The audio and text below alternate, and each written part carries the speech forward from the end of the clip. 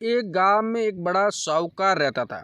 साहूकार बहुत पैसों वाला था। आसपास के कई गांव में उसका बड़ा नाम था। लेकिन इस साहूकार को अपने पैसों का, अपने रुतबे का और अपने नाम का बड़ा ही घमंड था। वो अपने नाम को बनाए रखने के लिए बहुत ज़्यादा सोचता था और बिना किसी के भावनाओं की कदर किए वो सब करता था जो उसे अच्छा लगता था कि करना चाहिए। साहूकार को कई सालों के बाद एक संतान प्राप्ति हुई थी। साहूकार ने अपनी इस खुशी को मनाने के लिए अपने घर पर एक बहुत बड़ा कार्यक्रम रखा, जिसमें उसने आसपास के गांव के सभी संपन्न लोगों को और सिर्फ ऐसे रिश्तेदारों को जो पैसे वाले थे बुलाया था। पास के ही गांव में साहूकार की खुद की सगी बहन भी रहती थी, क्योंकि इन दिनों उसकी आर्थिक परिस्थितियां कुछ अच्छी नहीं थी, इसलिए उसने अपनी बहन को तक इस कार्यक्रम के लिए नहीं बुलाया। साहूकार ने जिस कार्यक्रम का आयोजन किया था वो इतना भव्य था और इसके अलावा उसमें इतने प्रसिद्ध और संपन्न लोग आने वाले थे कि इस कार्यक्रम की चर्चाएं हर गांव में होने लगी। ये खबर उस साहूकार की बहन तक भी पहुंच गई। बहन को ये जानकर बहुत ज़्यादा खुशी हुई कि इतने सालों के बाद उसके भाई को आखिरकार संतान सुख प्राप्त हो ही गया। बहन ने सोचा कि भाई गलती से उसे इस बारे में बताना भूल गया होगा और अपनों को भला कोई न्योता देता है। भोली बहन ने अपने भाई के यहाँ उस कार्यक्रम में जाने की तैयारियां शुरू कर दी। जिस दिन वो कार्यक्रम था उस दिन बहन सुबह सुबह ही अपने भाई के घर जाने के लिए निकल पड़ी।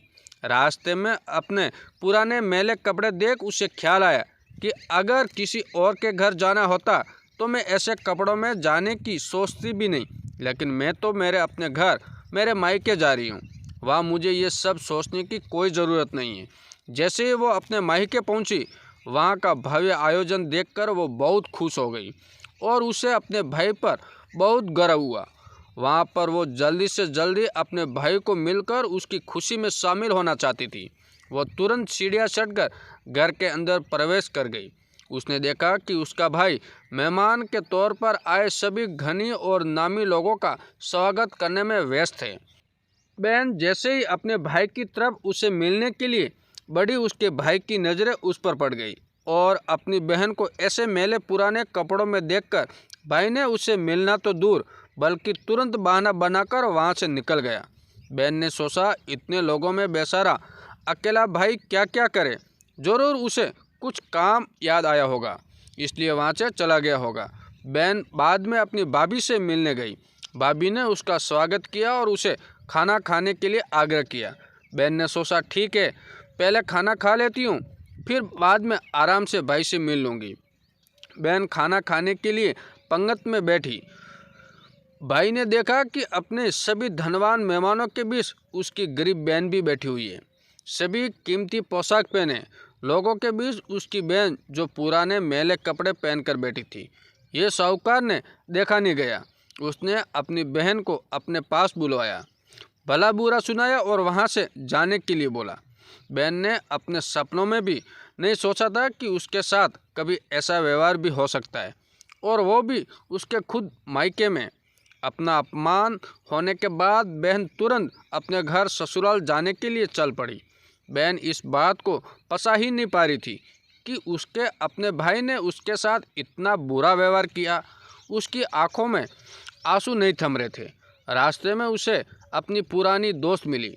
उस दोस्त ने उसे रोने का कारण पूछा। हालांकि बहन उसे कुछ भी नहीं बताना चाहती थी, लेकिन दोस्त के बार बार पूछने पर उसने उसके साथ हुई सारी घटना उसे बता दी।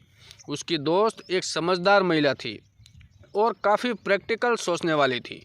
उसने कहा, अगर तुम मेरी बात मानो तो एक दिन तुम्हारा भाई खुद तुम्हें अपने यहाँ बुलाएगा और तुमसे माफ़ी मांगेगा। बहन ने उसे कहा कि मैं तुम्हारी हर बात मानूंगी, बताओ मुझे क्या करना होगा। दोस्त ने कहा कि तुम इस अपमान को, इस दुख को एक दिशा दे दो और कोई गृह उद्योग शुरू कर दो। उसमें इतनी मेहनत करो कि उस काम में तुमसे अच्छा कोई भी ना हो। बहन को अपने दोस्त की बात सही लगी। उसने घर पहुंचकर अपने आंसू पोंछकर उसी दिन से एक गृह उद्योग शुरू कर दिया। उसने दिन रात मेहनत की, अपने साथ कई और गांव की महिलाओं को जोड़ा और देखते ही देखते उसका गृह उद्योग चल पड़ा। कुछ ही सालों में आसपास के 50 गांव में उसका नाम और रुतबा काफ़ी बढ़ गया और अब वो पैसों के मामले में अपने भाई से भी ज़्यादा बड़ी बन गई। भाई को भी जब ये पता चला कि उसकी बहन इतनी धनवान हो गई है तो उसने सोचा कि एक बार उससे मिलकर आया जाए। वो जब अपने बहन को उसके घर मिलने पहुंचा तो बहन ने उसका किसी राजा महाराजे की तरह स्वागत किया, उसके पसंद का खाना खिलाया। बहन का ऐसा व्यवहार देखकर भाई को अपनी पिछली गलती का एहसास हुआ, इसलिए उसने अपनी बहन को अपने घर होने वाली पूजा के लिए आमंत्रित किया। कुछ ही दिनों बाद बहन अपने भाई के यहाँ उस पूजा के लिए पहुँच गई। जैसे ही बहन अपने भाई के घर पहुँची, उसका भाई उसके स्वागत के लिए दरवाजे पे ही खड़ा था। बहन अपनी महंगी गाड़ी में आई थी, उसने बहुत कीमती साड़ी और उससे भी ज़्यादा कीमती गहने पहन रखे थे। बहन का ऐसा ठाट बाट देखकर सिर्फ भाई नहीं बल्कि उसका पूरा गांव दंग रह गया।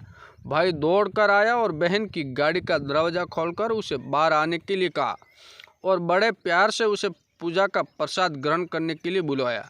बहन को इस बार 12 पकवान परोसे गए थे।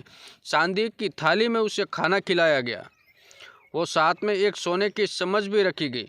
उसके बैठने के लिए बेश कीमती पाट रखा गया।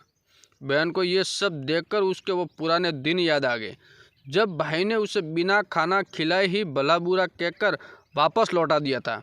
बहन खाना खाने के लिए तो नहीं बैठी, लेकिन उसने अपने सारे कीमती दागिने और जेवर उतार कर उस थाली के सामने रख दिए और खाने में से कुछ निवाले उन दागिन पर रख दिए।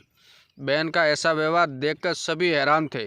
किसी को नहीं समझ में आ रहा था कि बहन ऐसा क्यों कर रही है, आखिर वो क्यों उन जेवरों को खाना खिला रही है। जब सभी ने उससे पूछा कि वो क्यों ऐसा कर रही है, तब बहन ने सबके सामने बताया कि आज जो उसका इतना मान सम्मान हो रहा है वो दरअसल उसका नहीं, उसके इन्हीं कीमती आभूषणों और कपड़ों का हो रहा है, क्योंकि मैं तो अभी भी वही पुरानी साहूकार की बहन ही हूँ। अगर कुछ बदला है तो वो मेरी परिस्थिति, मेरे कपड़े और गहने हैं। भाई ने अपनी गलती का एहसास होने पर इस बार अपनी बहन के पैर पकड़कर माफ़ी मांगी। बहन जो पहले भी अपने भाई से निस्वार्थ प्रेम करती थी, उसने अपने भाई को माफ़ कर दिया और उसे गले लगा लिया।